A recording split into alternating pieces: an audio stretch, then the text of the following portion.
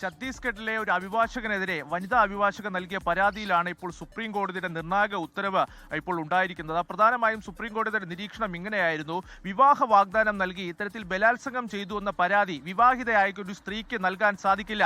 അങ്ങനെ പരാതി നൽകിയാലും ആ പരാതി നിലനിൽക്കില്ല എന്നതാണ് ഇപ്പോൾ സുപ്രീം കോടതി ചൂണ്ടിക്കാണിച്ചിരിക്കുന്നത്. Justice B V Nagarathna, Ujjal Bhuyan എന്നിവരടങ്ങിയ ബെഞ്ചിന്റേതാണ് ഈ നിർണായക ഉത്തരവ്. രാജ്യത്തെ വിവിധ കേസുകൾ, ഇത്തരത്തിലുള്ള വിവിധ കേസുകൾ നിലനിൽക്കുന്നുണ്ട്. അപ്പോൾ ഈ സുപ്രീം കോടതി ഉത്തരവ് ആ കേസുകളിലെല്ലാം ബാധകമാവും. അതുകൊണ്ട് തന്നെ അതിനിർണായകമായ ഒരു ഉത്തരവാണ് സുപ്രീം കോടതിയുടെ ഭാഗത്തു നിന്നുണ്ടായിരുന്നത്. ഈ വനിതാ അഭിഭാഷക പരാതി നൽകിയത് ഇങ്ങനെയായിരുന്നു: വിവാഹ വാഗ്ദാനം നൽകി അഭിഭാഷകൻ തന്നെ ഇത്തരത്തിൽ പീഡിപ്പിക്കുകയായിരുന്നു. പക്ഷേ ഈ അഭിഭാഷക വിവാഹിതയാണ്. അതുകൊണ്ട് തന്നെ ഈ കേസ് നിലനിൽക്കില്ല എന്ന് കാട്ടി സുപ്രീം കോടതി ഈ കേസ് റദ്ദാക്കുകയാണ്. അതോടൊപ്പം ചില നിർദ്ദേശങ്ങളും ഇപ്പോൾ സുപ്രീം കോടതിയുടെ ഭാഗത്തു നിന്നുണ്ടായി. ഇത്തരം ബലാത്സംഗ കേസുകൾ പരിഗണിക്കുമ്പോൾ കോടതി അതീവ ജാഗ്രത പാലിക്കണമെന്നതാണ് ഇപ്പോൾ സുപ്രീം കോടതി ഇപ്പോൾ ഒരു നിരീക്ഷണം നടത്തിയിരിക്കുന്നത്. രാജ്യത്ത് നിലനിൽക്കുന്ന പല കേസുകൾ, കേരളത്തിലടക്കം നിലനിൽക്കുന്ന പല കേസുകളിലും സുപ്രീം കോടതിയുടെ ഈ ഉത്തരവ് ഇനി നിർണായകമാകും. എന്തായാലും വിവാഹ വാഗ്ദാനം നൽകി ബലാത്സംഗം ചെയ്തു എന്ന കേസ് അതൊരു വിവാഹിതയായ സ്ത്രീക്ക് നൽകാനാകില്ല. 1955 വിവാഹ നിയമപ്രകാരം ഇത്തരത്തിൽ ഒരു പരാതി നൽകാൻ, അല്ലെങ്കിൽ ഒരാൾക്ക് വിവാഹം കഴിച്ചിരിക്കുമ്പോൾ മറ്റൊരു വിവാഹം കഴിക്കാനാകില്ല എന്നടക്കം ചൂണ്ടിക്കാണിച്ചുകൊണ്ടാണ്